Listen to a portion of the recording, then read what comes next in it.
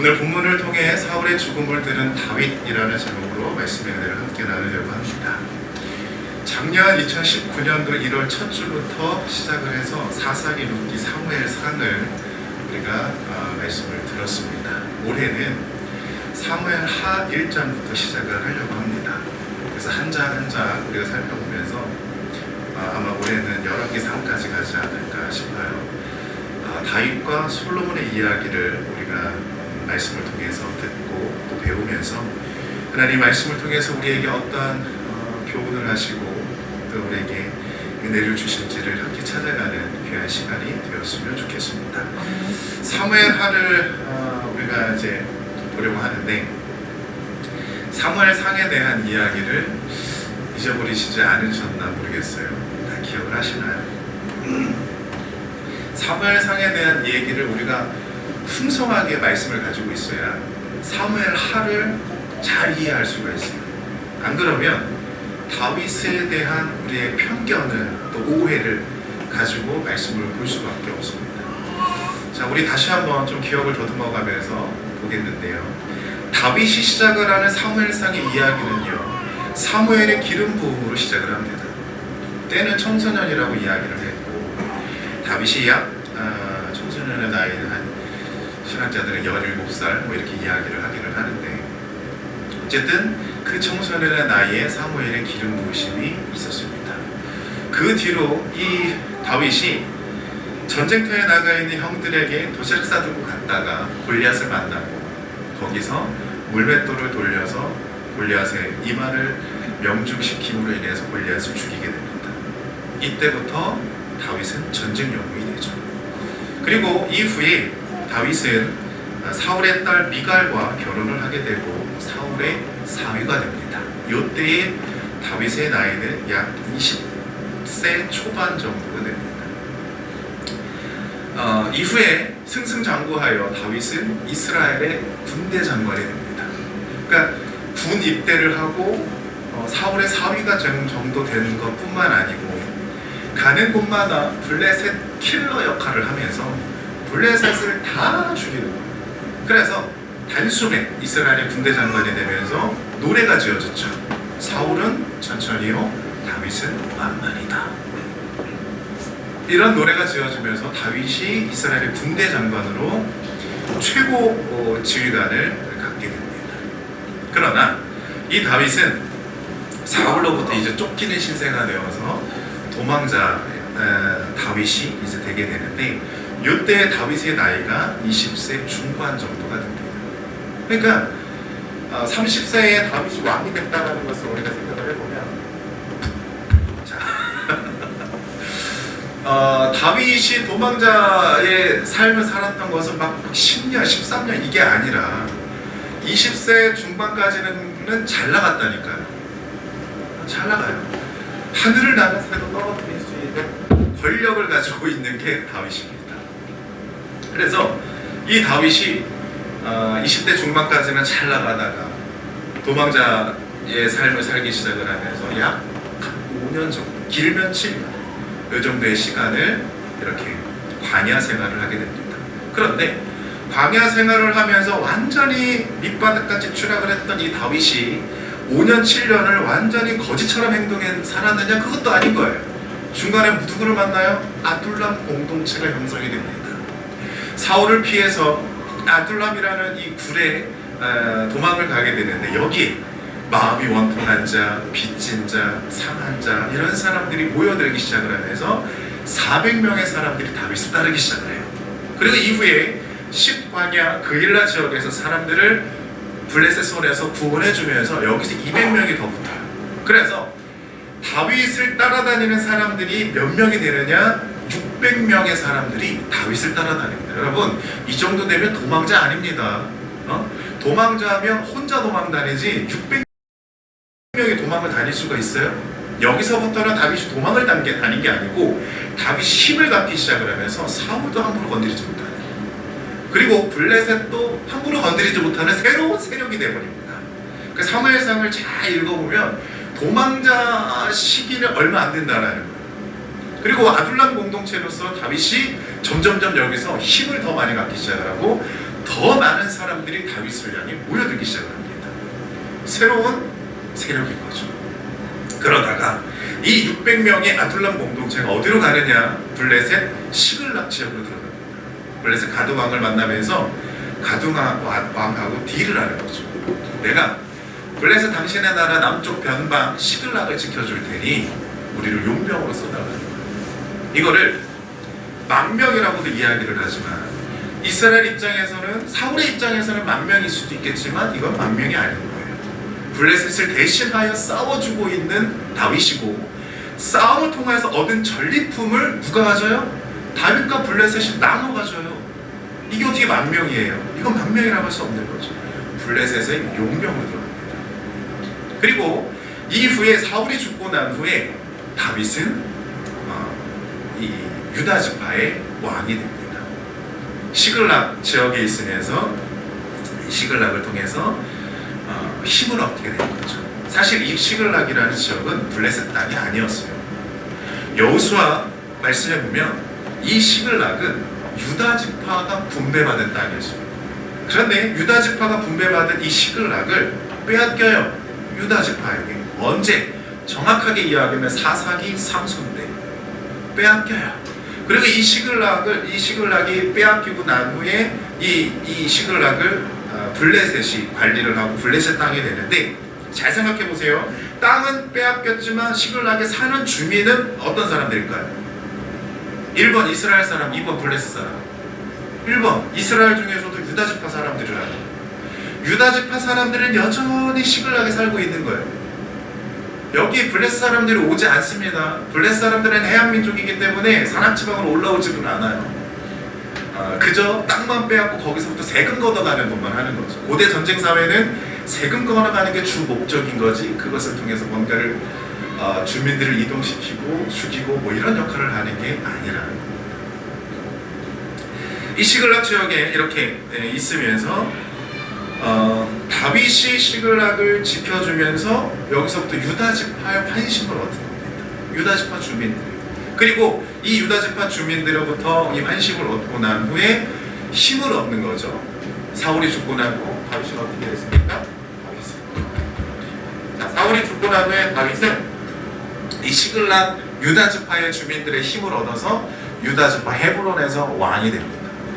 그리고 여기서 7년 정도가 지나고 난 후에 12지파 온 이스라엘의 왕으로 세워집니다. 유다 지파의 왕이 되고 12지파의 왕이 되는 것은 사무엘 하에서 이야기입니다. 전사님, 그 잠옷실에 저기 난방 좀 켜주세요. 네. 자, 이제 블레셋에서 다윗이 용병 생활을 할 때에 얼마 동안 여기에서 있었느냐 읽어보겠습니다. 시작. 다윗이 블레셋 사람들의 지방에 산 날수는 1년 4개월이었더라. 아멘. 1년 4개월 살아요. 1년 4개월. 1년 4개월을 블레셋 시글락에서 용병으로 지내면서 살았는데, 여러분 잘 들으세요. 이전까지는요, 이스라엘이 항상 블레셋과 전쟁만 하면 수세에 몰리는 상황이었어요. 그런데 다윗이 등장을 하고 난 후에 다윗이 블레셋 킬러가 된 후 블레셋은 이스라엘을 함부로 넘어오지 못하는, 이스라엘의 경계를 넘어오지 못하는 사람들이 되어버립니다. 심지어 다윗이 도망자로 있으면서 아둘람 공동체를 형성하고 있으면서 사울과 블레셋의 삼각관계를 가지고 있을 때에도 블레셋은 함부로 이스라엘을 넘어오지 못해요. 넘어오지 못해. 접근을 못한다는 거예요. 누구 때문에? 다윗 한 사람 때문에. 이 다윗의 능력이요 정말 대단합니다. 블레셋과 싸웠다 하면 백전백승인 거예요. 지지 않아요.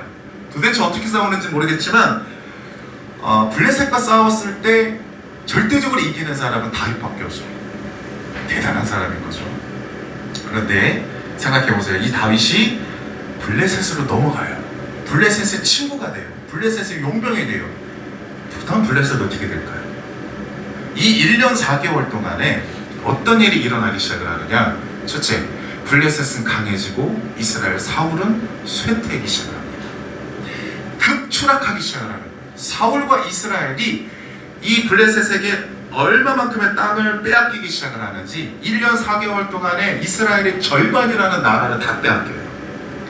서쪽을 지중해 섬은 블레셋은, 남쪽의 시글락, 동쪽의 여리고, 북쪽의 베시잔, 하솔이라는 섬까지 다 점령을 하면서 이 이스라엘이 가지고 있는 땅의 절반을 다 빼앗아갑니다. 얼마 동안? 10년이 아니라니까요. 1년. 이 1년 4개월 동안 이 이스라엘을 초토화시켜버리는 게 블레셋이에요. 블레셋의 역사 중에 가장 전성기이고 화려하고 가장 많은 영토를 차지했던 때가 이때입니다. 그리고 다윗이 왕이 되고 나면은 블레셋은 힘을 잃어버리고 역사 속에서 흔적 없이 점점 사라지고 없어져요.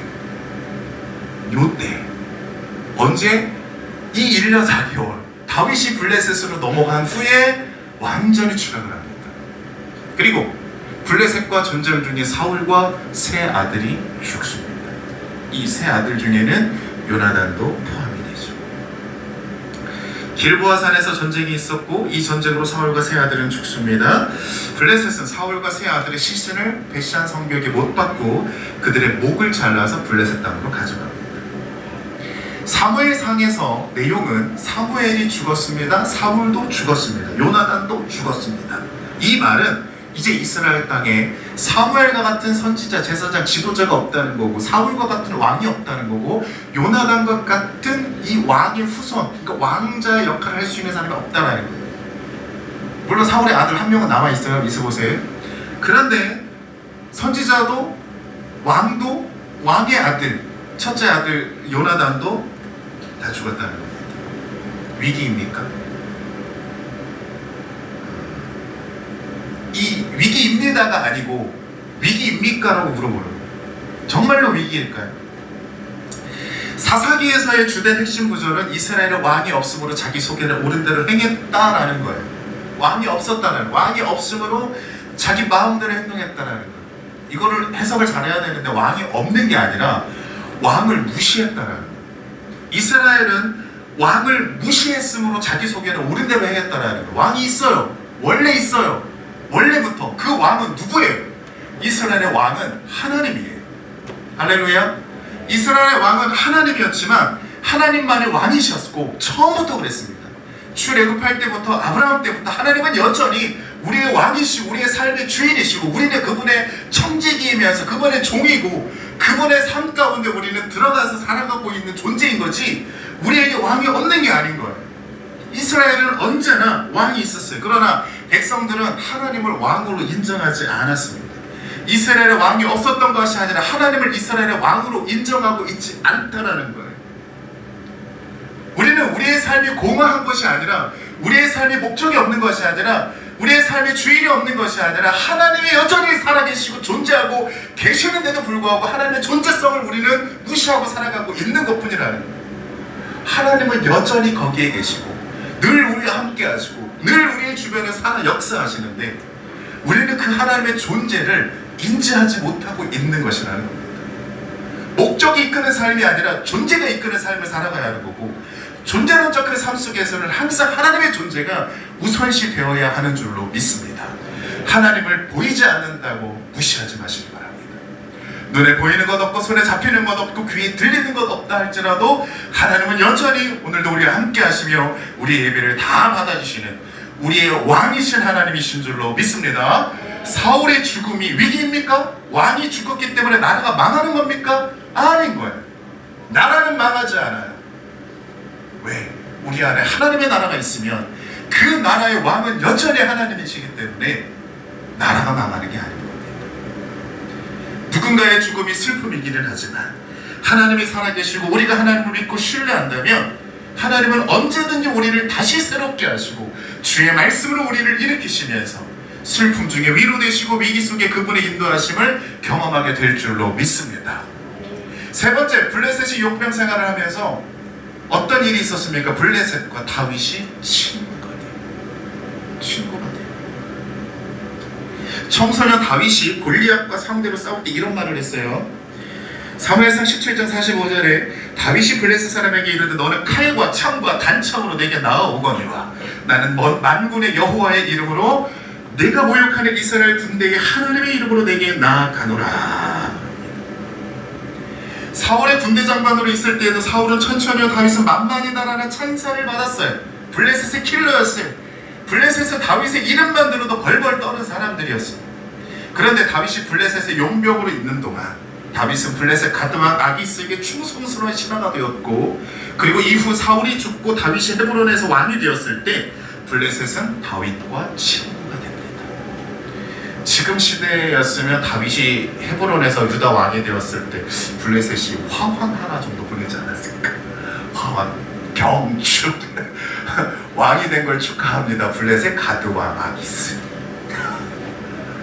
얼마나 친해졌는지 아세요? 얼마나 친구가 되었는지 아세요?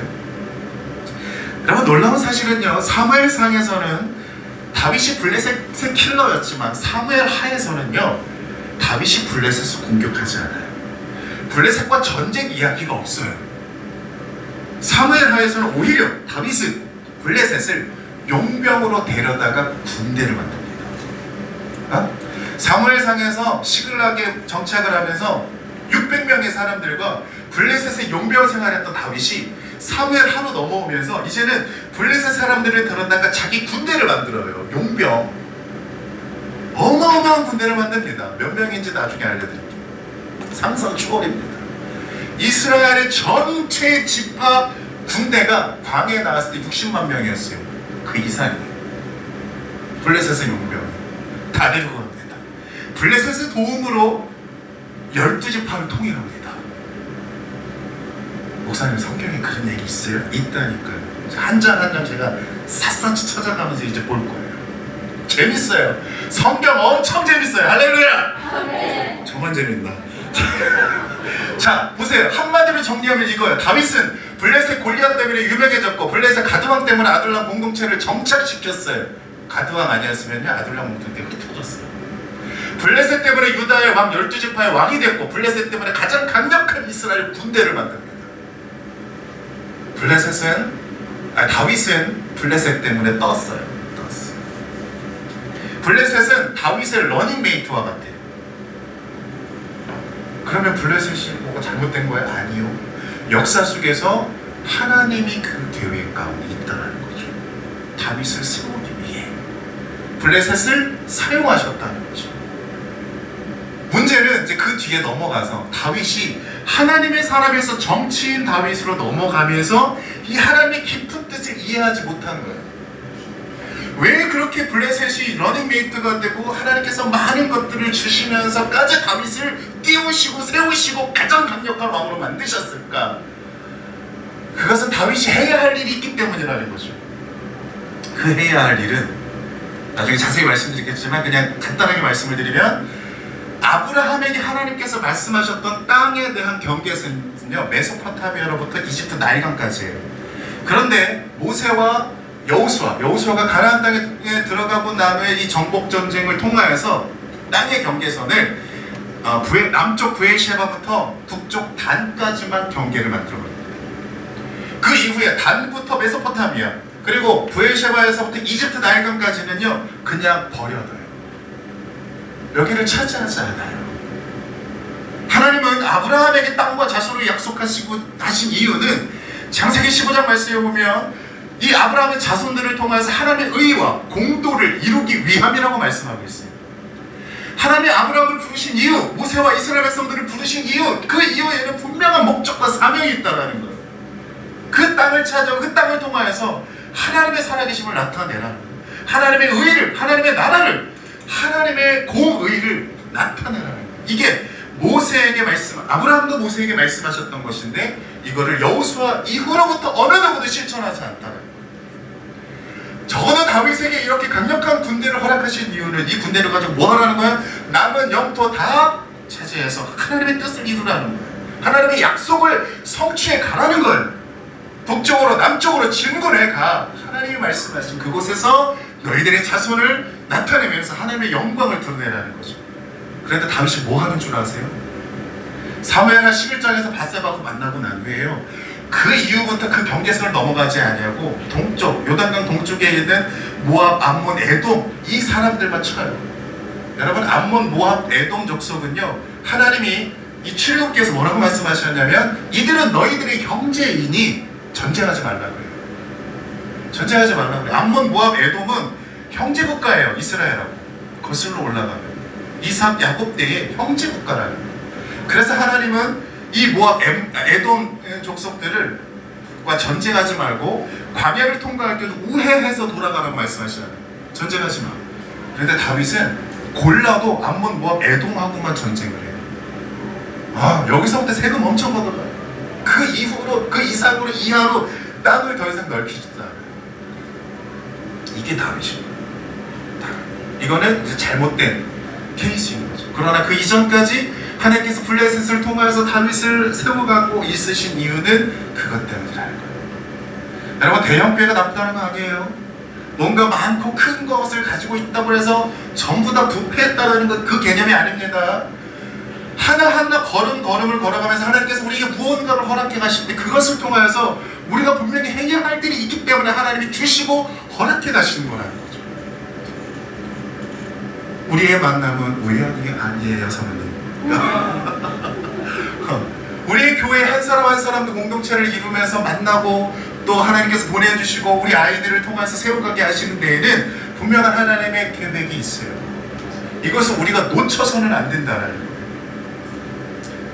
목사님만 열심히 기도하면 되죠. 이거 아니라 우리 모두가 다 한마음 한뜻에 대해서 하나님의 계획을, 그래서 10년 후에 우리 교회를 향한 하나님 나라의 그 청사진을 우리가 가지고 있어야 할 줄로 믿습니다.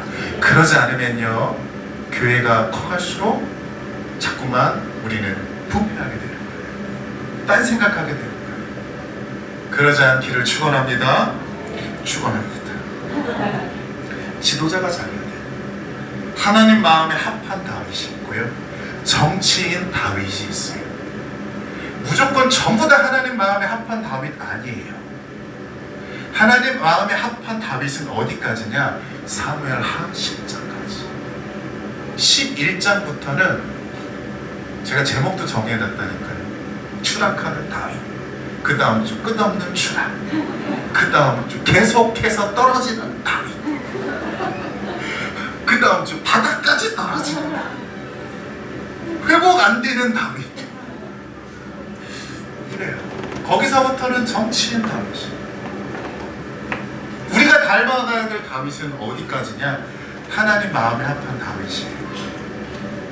여기까지만. 그 이후 닮으시면 안 돼요. 근데 꼭 목사님들 설교는 그 이후 막 좀 이런 거 크고 좋은 게 아니에요. 자, 여러분, 오늘 말씀에 보면 하나님 마음에 합한 다윗의 이야기를 우리가 생각해 볼 수 있고요. 이제 사무엘하 1장을 시작을 하면서 사울이 죽었다는 이야기를 소식을 아말렉 사람을 통해서 다윗이 듣게 됩니다. 그런데 이 아말렉 사람이 누구입니까? 아말렉 사람은요, 출애굽부터 이 아말렉 사람들이 등장을 하는데, 이 아말렉 사람은 출애굽한 이스라엘 백성들을 쫓아다니면서 하이에나처럼 괴롭히고 약탈해가고 어린아이들과 부녀자들을 이 행진하는 그 맨 끝에 있는 약한 사람들만 골라서 치고 이 필요한 것들을 빼앗아가고 이런 사람들이었던 거예요. 그래서 사울에게 아말렉 사람들을 진멸하라고 말씀하셨지만 사울은 순종하지 않죠. 결국 남겨놓은 이 아말렉 사람으로 하여금 사울이 죽고 나고 이 아말렉 사람이 결국에 다윗까지 찾아와서 이간질과 분열을 조장하기 시작합니다. 자, 생각해보세요. 여러분, 성경을 읽을 때는 자꾸 생각을 해야 돼요. 사울 왕이 죽었어요. 이스라엘 백성들은 어떤 마음이었을까요? 이때에 이런 경우에 대부분 두 패로 나눠집니다. 사무엘이 왕으로 기름 부은 사람이 두 사람이에요. 하나는 사울, 하나는 다윗. 그런데 이 사울이 죽었어요. 사울은 베냐민 지파이고 다윗은 유다 지파예요.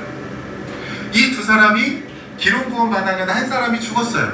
그러면 한 사람이 죽고 한 사람만 남아요. 그럼 이 다윗 한 사람이 나왔을 때 백성들의 민심은요, 다윗을 따르는 사람도 있지만 여전히 사울을 따르는 사람들도 있다라는 거예요. 사울 왕이 죽었기 때문에 버리고 가는 게 아니라 사울의 세 아들이 죽었지만 마지막 막내 아들 이스보셋은 살아있다라는 거예요. 그래서 이스보셋을 데려다가 사람들이 어떻게 합니까? 길르앗에 가서 이스보셋을 왕으로 추대해서 세워버려요.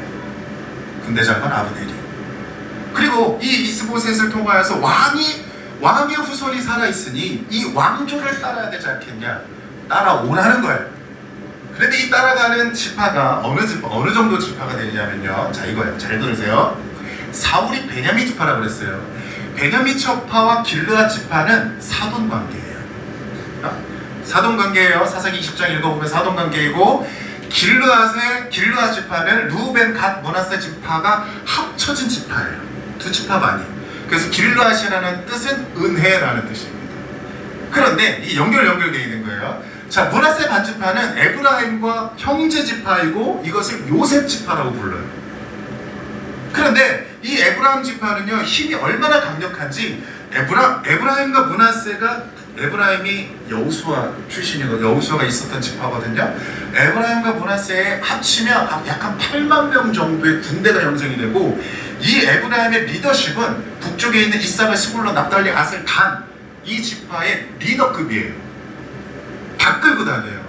전쟁이 일어나면 이 지파들을 다 동원시킬 수 있는 가장 강력한 리더십을 가지고 있는 지파가 에브라임이라는 거예요. 자, 그러면 사울의 아들 이스보셋을 왕으로 세웁시다. 길르앗에 가서 왕으로 세우는데 누가 오겠어요? 사울에 속한 지파 베냐민 따라오죠. 베냐민의 사돈 지파 길르앗 따라오죠. 므낫세의 형제 지파 에브라임 따라오죠. 에브라임의 리더십 아래 있는 이 이사가, 스불론, 납달리, 아셀, 단 다 따라와요. 그래서 10지파가 되는 거예요. 10지파가 전부 다 사울 쪽으로 갑니다. 다윗파는 유다와 시므온, 요렇게만 나와요. 그래서 이렇게 갈라지는 거예요. 자, 이렇게 어수선한 때에, 어수선합니다. 사울이 죽었다고요. 이미 그 이전부터 다윗이 블레셋 시글락의 용병생활 할 때부터 이 사울은 추락하고 많은 사람들이 떠나고 이 군대는 약해져가고 있는 시기를 보내왔었어요. 그때부터 사람들은 이제 민심이 갈라지기 시작을 하는 거예요. 대세를 따를 거냐, 앞으로 이 차기 이 대세를 따라서 어느 당으로 갈 거냐, 뭐 이런 거 따지잖아요. 다. 따르는 사람들과 그렇지 않고 사울의 왕조를 이어가려고 하는 사람들로 쫙 나눠집니다. 이때에 이 어수선한 틈을 타서 아말렉 사람이 다윗을 찾아와요. 그리고 다윗의 원수였던 사울의 죽음을 보고합니다. 사무엘하 1장 6절 시작. 그에게 알리는 청년이 이르되 내가 우연히 길보아 산에 올라가 보니 사울이 자기 창에 기대고 병거와 기병은 그를 급히 따르는데. 여러분, 성경 원어, 히브리 원어에는요, 우연이라는 단어가 없어요. 우연이 아니에요. 이 아말렉 사람은 사울이 어떻게 죽었는지 사무엘상 마지막 장 31장을 보면 우리는 잘 알 수 있습니다. 사울이 스스로가 칼을 자기에게 꽂아서 자결했죠. 그런데 아말렉 사람은 다윗에게 거짓 보고를 하고 있는 거예요. 우연히 길보아 산에 올라가 보니. 사울이 어떻게 하라는 거예요? 자기를 찔러서 죽여달라고 얘기했다는 거예요. 그래서 내가 죽이고 그가 가지고 있는 왕관과 팔에 있는 고리를 벗겨서 내 주 다윗에게로 가져왔나이다, 이런 보고하고 있는. 블레셋은 사울과 전쟁을 하고 난 후에 이긴다는, 보통 전쟁을 하면요, 전쟁한 날은 쉽니다. 힘드니까 쉬고 하룻밤을 자고 그 다음날 저녁부터 많은 것들을 가져가고 이 전리품들을 회수하기 시작해요. 그런데 아마 그 중간에 이 밤부터 아침이 되는 그 사이에 하이에나처럼 이렇게 전쟁터를 기웃기웃거리면서 전리품만 취해가는 사람들이 있어요. 그 사람들이 누구냐? 첫째 아말렉, 두 번째 미디안, 이런 사람들이 이렇게 가져갑니다. 그런데 가서 일부러 올라간 거죠. 그 전쟁 때 주실 겁니다. 근데 거기 가서 사울의 죽음을 본 거예요. 그리고 그것을 가져다가 다윗에게 갖다 주면서 다윗으로부터 뭔가 더 많은 것을 얻기 위한 계획으로 다윗을 찾아갔던 겁니다. 여러분, 이 온갖 권모술수와 이간질로 분열을 조장하는 사람들의 말은 우리가 항상 조심해야 됩니다. 공동체의 균열은요, 항상 멤버십의 시기와 원망과 질투와 불평으로부터 시작이 되는 겁니다. 아말렉 사람은 사울이 죽으면 가장 기뻐할 사람이 다윗이라고 생각했던 것 같아요. 그러나 다윗은 자기만의 기준이 있었어요. 기준. 그 기준이 뭐였어요? 여호와의 기름 부은 자는 손을 대면 안 된다는 거예요. 죽일 수 없다라는 거예요. 그래서 도망 다닐 때에도 두 번의 기회가 있었지만 다윗은 사울을 죽이지 않아요. 그런데 이 아말렉 사람이 사울을 죽였다라는 이야기를 듣고 다윗은 네가 어찌하여 여호와의 기름 부음 받은 자를 죽였느냐 하면서 그 아말렉 사람을 그 자리에서 처형합니다. 우리는 항상 경계를 해야 하는 거고, 그 경계를 함과 동시에 우리가 가져야 할 신앙의 기준은 뭐냐면 주의 말씀 앞에서 그 기준을 바르게 세워야 돼요. 바르게. 우리의 신앙의 기준을 바르게 세우지 못하면요, 성경을 보면서도 우리는 오해와 온갖 편견과 내 마음대로 성경을 해석해가는 과정들이 있어요. 그리고 뿐만 아니고 성경을 잘못하는 사람들을, 해석을 잘못하는 사람들을 만나면 이 사람들이 바로 우리 이 정상적인 교회를 이렇게 이간질시키는 이단들의 시비를 우리는 막아내지 못한다는 거예요. 우리 교회에도 가끔씩 이단들이 찾아옵니다. 제가 이런 일이 찾아오면 제가 어떻게 할 것 같아요? 좋은 말로 할 것 같죠. 제가 목사지만 이단들 앞에 놓고 쌍욕을 했거든요. 니들이 성경을 알면 얼마나 알아. 그리고 이단들이 와서 목사님을 찾는데 당신 목사냐고. 아니래, 평신도에. 그러면 당신 교회에 목사 보고 오라고 해요. 성경 자체를 잘 몰라요. 바르게 해석을 못해요. 그러면 자신 있으면 오라고. 제가 가끔 전화도 해요. 우편물 오고 그러면 전화해서 그 위에 목사 받더라고. 내가 간다. 그리고 이 사람들 전화 끊어요. 도망가요. 자기들도 뭔가 의심이 된다는 걸 아니까 안 받아요. 여러분, 우리는 하나님의 말씀을 보면서도 바른 기준을 가지고 있어야 돼요. 바른 기준을 가지고 못하면 우리의 신앙이 자꾸만 갈대처럼 흔들리는 거예요. 그래서 제가 여러분들에게도 계속해서 이야기하는 게 뭐냐면, 성경을 공부하고 연구하고 하나님의 말씀 앞에서 내가 바르게 서는 것을 두려워하지 말라는 거예요. 그리고 열심으로 공부하라는 거예요. 최선을 다해서 하나님을 알아가야 한다는 거예요. 그렇지 않으면 우리의 삶 가운데 힘들고 어려운 일이 있을 때 우리는 자꾸 낙심하고 쓰러지고 이렇게 두려워하고 이 신앙에 흔들리는 우리를 경험하게 된다는 것입니다. 여러분, 우리는 믿음의 이 견고한 반석 위에서 우리 신앙을 잘 세워가야 할 줄로 믿습니다. 그러려면 하나님의 말씀 우리가 잘 붙잡아야 돼요. 다윗은 자기 나름대로의 그 기준을 세웠어요. 여호와의 기름 부음 받은 자, 하나님께서 임명하시고 하나님께서 세우신 것에 대해서 하나님의 판단과 하나님의 결정이 중요하다.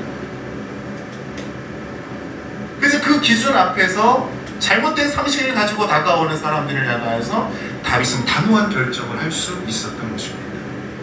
어쩌면 다윗은 이 아말렉 사람을 잘 이렇게 이용해가지고 반대쪽 사울파를 잘 해가지고 이렇게 해가지고 할 수도 있어요. 그런데 여러분, 제가 아직 다윗 추락시키고 있는 거 아니에요. 자꾸만 그 기대하지 마세요.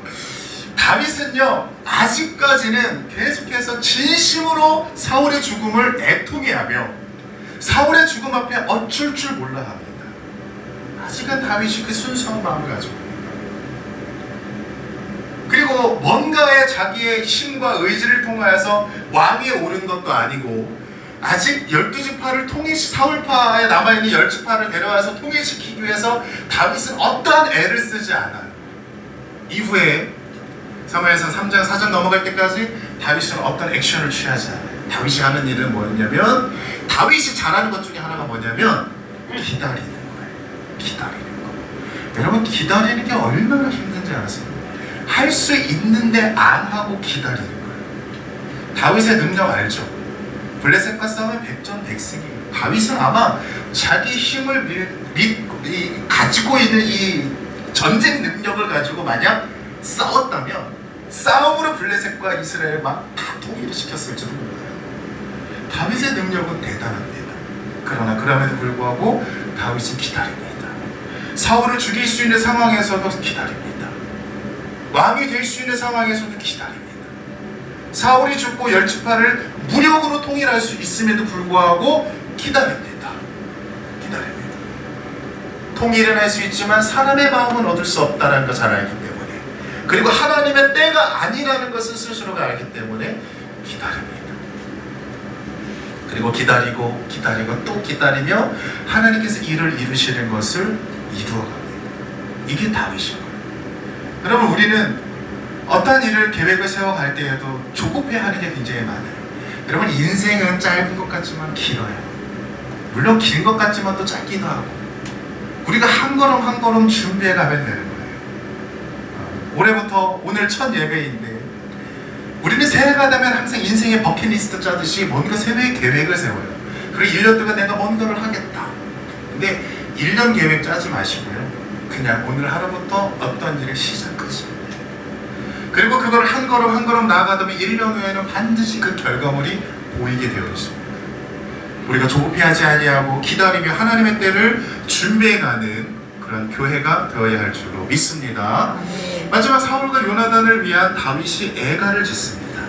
장례식장 가면 아무리 나쁜 사람이라도요, 죽음 앞에서는 모든 것이 용서가 되고 이해가 되고 그래도 그냥 화해가 되는 것 같아요.